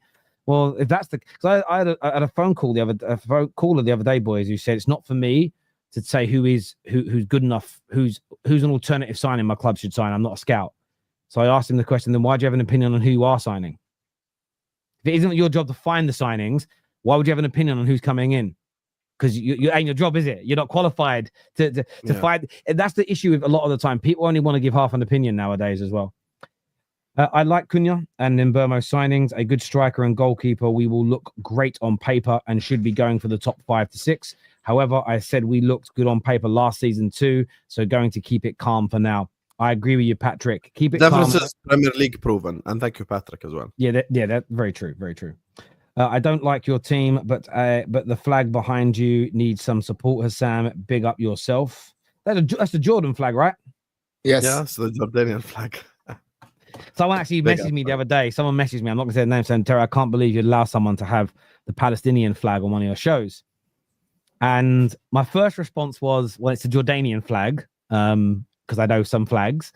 Secondly, I wouldn't be asking Sam to take it down if it was a Palestinian flag, because I just wouldn't. Did you know what I mean? It is what it is. I think with the 2 signings made, United should be looking at top 6 finish next season minimum. Any more improvements than top 4 minimum? No, not with Højlund. No. Yeah, we need more than that. We need more than that. Agreed. But shouldn't Arsenal try to surpass Liverpool, not doing less than what Liverpool have? Yeah. What do you want them to do, my friend? Do you want them to go for Isak then? Well, no. I think what he's saying is they should be to beat Liverpool. They've got to have a better sub goalkeeper. The issue is this, though, right? I get the point, and now you're going for player, but Liverpool have had the same goalkeepers. Well, I know they've changed now, but they had Kelleher and Alisson for the past 3 seasons. It's only last year they finished ahead of them. So it is not essential to have a better player in every position and have a better player in every squad position, right down to the 3rd choice goalkeeper to win a league title. I think that's becoming that is an over scrupulous opinion. I think Kepa's a decent backup.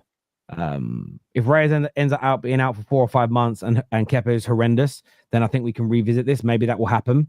But I don't necessarily. By the way, I think if anyone's number 1 goalie's out for 3 or 4 months next season, with the standard the league will be, they're not winning the league. So I think it's a bit of an immaterial point myself. Too much noise for Victor to Arsenal for it not to be him. Fair point. But there's a lot of noise. And too much noise for Sesko as well, Ryan. That's the hard bit. Just messing about Saka. Okay, I thought so. But Husam, you refer to your eye test. Your eye test also didn't want slots. Might need to see the eye doctor. I can't read that word. Optometrist. Listen, that's not the truth. It's my emotions that got the better of me at that time, unfortunately.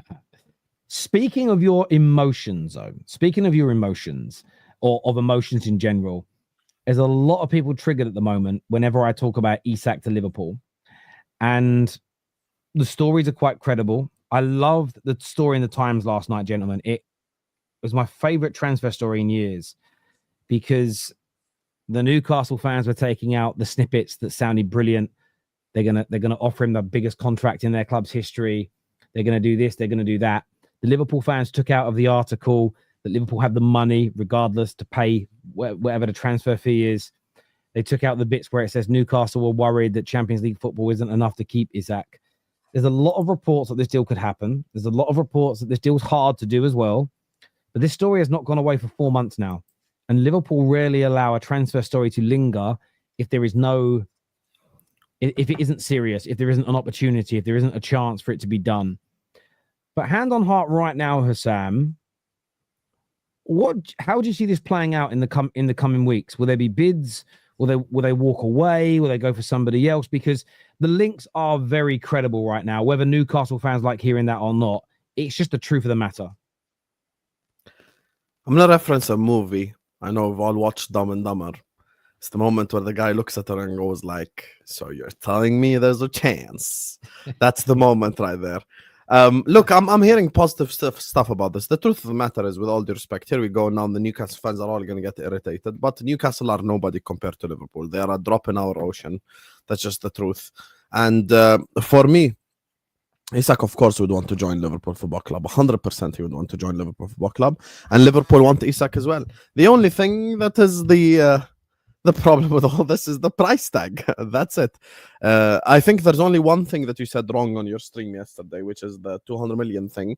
It's not that we're willing to bid 200 million. It's the fact that we can spend 200 million without breaking PSR rules. So that's the thing. But I don't think we're going to bid 200 million. I don't even think we're going to bid 150 million. I think we're going to bid a bit less than that. And listen, I'm not here to just say that, to just criticize the club at all costs, at all times.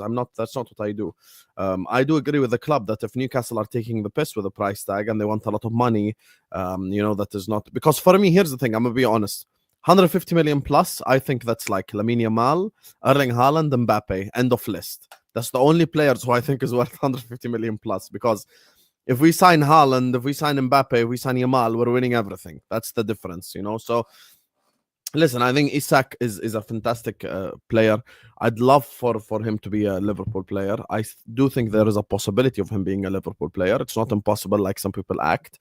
If we do sign Mr. Isak, then it's over for all of you, because it's just going to be straight up unfair for the league, Salah, Wirtz, and Isak at the same team. Oh my days, it's going to be unbelievable. So, yeah, I look forward to it. I hope that we do sign Alexander Isak, and I think it's a possibility. I wouldn't rule it out just yet, because people keep talking about it from Liverpool perspective and from Newcastle's perspective. Let's look at it from Isak's perspective. Premier League champion is coming in for you. You can play with Mo, Virgil, Wirtz, McAllister, etc. And you are going to be immediate contenders for winning a league title and winning the Champions League. Like Isak signs for Liverpool, he has a genuine chance of winning the Golden Boot, winning the European Golden Boot. He could do so much special at this football club. And I'm going to be fair to Newcastle. Look, here's win Ballon d'Or next season. He could, by the way. It's not impossible. Here's the thing with the Isak thing. Look, Newcastle can win the league, best case scenario, 3 years from now, 4 years from now. And a footballer's career is shorter than people think. Like, he can't guarantee himself 3-4 years from now how will he be. And an opportunity like this might come only once in your lifetime. We've seen Alan Shearer talk about the opportunity to play for Manchester United. We've seen multiple different players talk about, things like this. So this opportunity might not come back again for him. So 3 years from now, he's going to be 29. And actually selling Isak is better for Newcastle. It's like what happened to us with Coutinho. We were sat here all like really upset that Coutinho's left. We signed Alisson, Van Dijk. We became a lot better. I don't think Newcastle need A-star level players right now. I think they need B+ B level players because they want to be a consistent Champions League club. They do. Because how can you remain in the Champions League by having these like B+ level players? You know, they need like more Bruno Guimaraes, more like Anthony Gordons. I think selling Isak is actually positive for them because they take that Isak money and then they would sign 3 very good players who would help make them a Champions League consistent club. And people will laugh at it, but there's nothing to say to debunk what I say because Newcastle don't need difference makers now because they're not trying to win a league title now. They're not trying to win the Champions League now. They want to be a consistent Champions League club for the next 3 years so they can avoid FFP, so they can avoid PSR. And that only happens with them. Look at that fraud. It's only gonna happen. It's only gonna happen with them, you know, having that squad depth that makes a difference to them. So look, I think it's a possibility. I think if it does happen, it's over for all of you. And I hope it does happen. I'll be very excited. I'm not sure if Arsenal can actually. Okay, I actually think Pep Guardiola can challenge anyone. Like Pep Guardiola has the capacity to challenge anyone, right? Have the capacity to challenge anyone. I don't think that Arsenal can do anything if Liverpool sign Isak to make them favorites to win the league. Everyone now is focused on the dog, Terry. Well done for your show. Well done on your channel. But listen, I love I'm dogs. the only one not excited. Dogs I hate are dogs. fantastic. Dogs are disgusting. Never get me doing dog prop. Dogs are absolutely phenomenal animals. Cats are clear.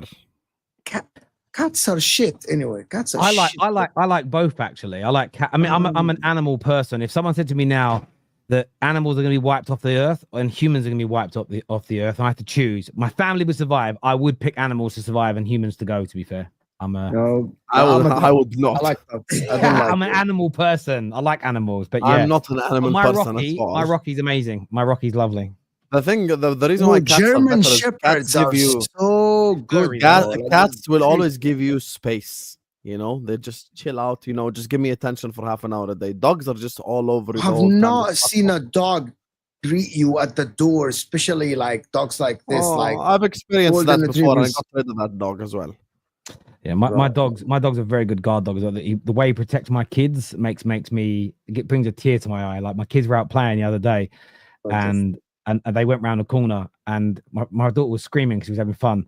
And the dog, he kept on running into my office, barking at me, and then like making me get up and run to the front. He wanted to get out there and see if she was okay. She was fine, but I was like, "What a good dog! What a good dog! Protects my children." So yeah, I like it. But yeah, we digress. Sorry, go back to what you were saying. Is there anything I actually said yesterday to Husam that there's nothing Arsenal can do that will make them favorites above Liverpool if Liverpool get Isak? And people got triggered, and I genuinely believe that. Unless they sign Rodrigo and Gyökeres together. Yeah, even Rodrigo and Gyökeres, they're not above you. You have Salah, Wirtz, Isak, McAllister, Van Dijk, Alisson.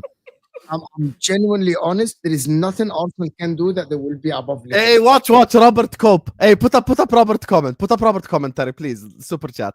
Simo. Remember what we were saying earlier on about the Arsenal fans that would just support anything their club does? I promise you, when Arsenal wanted Isak last summer, this guy was doing so much Isak prop. Watch now. See? There you go. Wirtz isn't as good as Odegaard. Khalas. Okay, Arsenal. Okay, Robert, that's fine. Great. So even if Liverpool sign Isak, I wanted to super chat the Football Terrace and we'll clip it to say that Arsenal are favorites to win the league and they will win the league. If Liverpool sign Isak. Yes. Bro, even if you sign Odegaard and even if you sign Gyökeres and Rodrigo, Liverpool are still going to be ahead of you. I'm not saying that you can't win the league. There is a possibility to win the league, but you're not going to be favorites to win the league. You are playing catch up to Liverpool. Everyone is looking at you and saying, can you catch Liverpool? Bro, if Liverpool sign Isak, I genuinely believe they're one of the best teams in the world at the current moment, especially with signing Gyökeres, who's an upgrade on Robertson, Wirtz is an upgrade on Szoboszlai, having Salah, having Van Dijk calm, at least for this season, because we don't have to talk about the contract mid-season again, and we don't have to sit here and talk about the contract. I'm not sure why Arsenal are not in for Isak, unless Arsenal know that Isak only wants Liverpool if he's to go. The news about Isak to Arsenal have died, completely died. There's only news about Isak to Liverpool. I actually think Liverpool should go all in for Isak. And people for Newcastle, Sam Little broad Newcastle, but he hasn't said anything wrong. Newcastle are not targeting winning the league or the Champions League for the next year or two. Newcastle are building for the future. They're building for the year 2028, 2029. At that time, Liverpool might already have a striker. Arsenal have a striker. Barcelona might sign a new striker. And Isak might not have suitors for him because the strikers might already be established for every club. And maybe the only option for Isak at that time is going to be Chelsea or Man United at that time. And maybe Isak doesn't want to do that. There is a big possibility that Isak pushes for the move. And if Isak pushes for the move, I don't think the fee will be as high as people think. People are talking about £200 million. That is not going to happen. It will be less than this if Isak wants the move. And I believe that Isak will want the move. If the propaganda starts and the journalists push it, Isak will start like, maybe I'll entertain that idea, and Newcastle will have to budge. We know player power nowadays. Yeah. I look at it this way. I think Liverpool have the money to pay 200 million. I don't think they will if they get the deal done. I think they'll get him for a significantly lower price than that.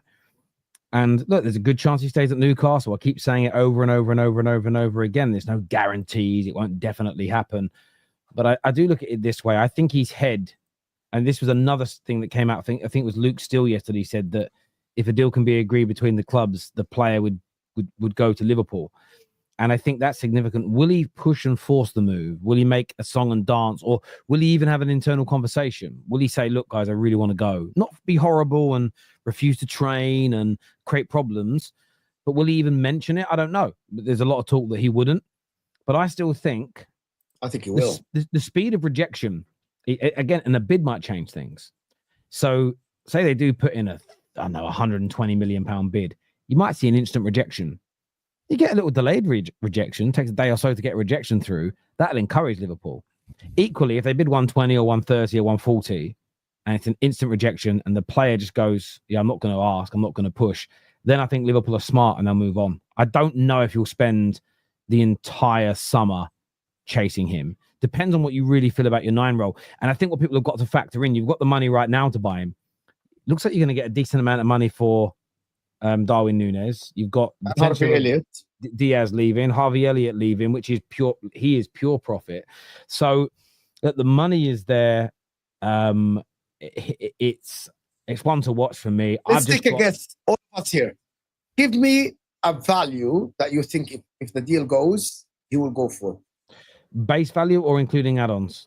Including add-ons. Tell me this and then including add-ons. 155 million all in. I believe it will be like 150 million, 125 plus 25, like if he wins the league or something. Something like that, yeah. Some Liverpool fans think they're going to pay 100 million for it. No, 100 million is too less. Not for a striker. It's going to be a lot more than that for a striker. But and look, I don't even think it's the end of the world for Newcastle. And what I mean by that is that it's not. We thought it was the end of the world when we sold Coutinho. Look how we reinvested that money. 100%. 110%. Liverpool won 5 league titles, won 3 Champions Leagues, and doing great. Newcastle have won 0 league titles, by the way. So you're saying it like Newcastle are this club that is Real Madrid. This guy is talking like Newcastle are built on winning UCL. Bro, allow it, bro. Allow it, bro. This here says that Coutinho went for 142 million in 2008. I want to check something on that though. It was this is the thing. 142 million. Yeah, see, it was 115 million plus add-ons, raising it to that level. So for me, and again, that was massively overpriced. Well, his value was 90 million at the time, to be fair. Remember, Barcelona overpaid for Dembele, for Coutinho, for everyone. They definitely overpaid. There's no doubt about that. It might be higher. You could be right here though, G. Maybe it's nearer 165, including add-ons here as well, and everything else. But I think it will be it will be well beyond the British transfer record fee, and it will be a record that I think will stand for a long time. And fair play to Liverpool if they do it, acting like the giant club they are. Do you know what I mean? There's no banter from my side on that. Thank you, Luke, for encouraging everybody to get the like button smash. If you haven't done so already, get that done. Shearer said no twice, so he had 2 chances. He did. There's a fundamental difference though between Isak and Shearer. Isak wasn't born in Newcastle, didn't grow up a Newcastle fan. And I said this to you last night, Jay. I appreciate the super chats, bro. But I'll say it again. The love that Bruno has for Man United, the love that Salah has for Liverpool, the love that Isak has for Newcastle is not the same as the love Scholes felt for United, Gerrard felt for United, or Carragher felt for United, and Shearer felt for Newcastle. And even then, they have all Scholes hasn't, but Gerrard did, like, considered leaving. Bruno is considered leaving as an example. You still get players that consider leaving, some that go. The love is different. Equally, they're professionals. And the way a professional loves the company they work for, the team they play for, the school they teach at, is not the same as the way I love my children. That are my children no matter what happens. It's a different love. It's also a different love to how you feel about the club as a fan. You love Newcastle. There's probably only a few family members and a couple of friends that you genuinely would put above your football club. Football players typically don't think like that. And I don't think it's a sensible place. I don't think it's a sensible place for us to live in. I don't think it's a sensible way for us to think that, oh, they love us like I love them. No, it doesn't work that way. Equally, when we say we love players, there's some players that have left Man United where I've continued to follow their career and wanted to see them do well. Most players leave your club, you get a new signing that makes you happy, you suddenly forget about the old one really quickly. You know, if you guys ever work somewhere where someone leaves and you're like, oh, it's not going to be the same here without them, 2 weeks later, you forgot they worked there because life just goes on. That's more what it's like for pro football players. It really is. After years of... you guys, because I have to start my... Oh, no worries, bro. After years of behaving like West Brom, finally we act like we should and everyone is in panic mode. That is great. Yeah, listen, I can't slag it off at all. I can't slag it off at all.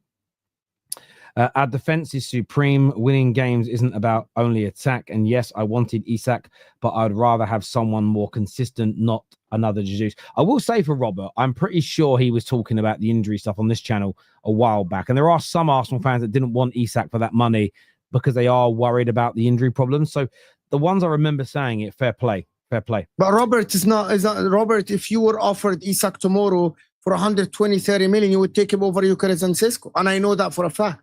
All Arsenal fans would take Isak. I would as well. You would take the risk. I know, Robert. You're just saying this because you're not in for Isak anymore. That's why you're saying these things. Oh, he's injury prone and stuff. We have played this game too many times, my friend. Broski, we know that you will take Isak tomorrow without even thinking about that, blinking. Broski, talk about injury prone and not injury prone. Oh my God. Norgaard done 13 million till 2028. Fair play. Thank you, Uche. He turned United down for Blackburn. Did he turn us down for Blackburn? I don't remember reading that story, but maybe he did. I know he turned us down for Newcastle. But then again, I wouldn't change history. We went and got Ole Gunnar Solskjaer. And you never know that we might have won more with Shearer. And there's a chance we could. We may not have had that moment in 1999. So, yeah, I wouldn't change. I wouldn't give up that history for the pursuit of more. I'm triggered about Isak because it's horrifying, is what Tony says here. Thank you so much, Tony. I have never rated Wirtz, Jude, Vitinha, Odegaard, Bruno, Malacia are way better. Musiala way better as an 8 and 10. I'll take the risk. You not lying. All right then. Sorry, we've done that super chat here as well. David earlier on says, "Afternoon, guys. Sleep token thoughts." What's a sleep token? That is. I don't know what that is. I don't know what that means, bro. I don't know what that means. Look, I want to thank every single person who's tuned into the show today. It always means a great deal to us. All of our super chatters, everyone who's hit the like button, our members, subscribers, you're amazing. This is going to redirect you to Husam's channel, so go and support that over there. Go and rep the Football Terrace and do us proud. We'll be back with more content later today. I've got a feeling there's going to be some more breaking news today. At least the transfer market's heating up a little bit now, which is nice. But until next time, everybody. Take care. Goodbye. God bless. And we'll see you all again very, very soon. Peace.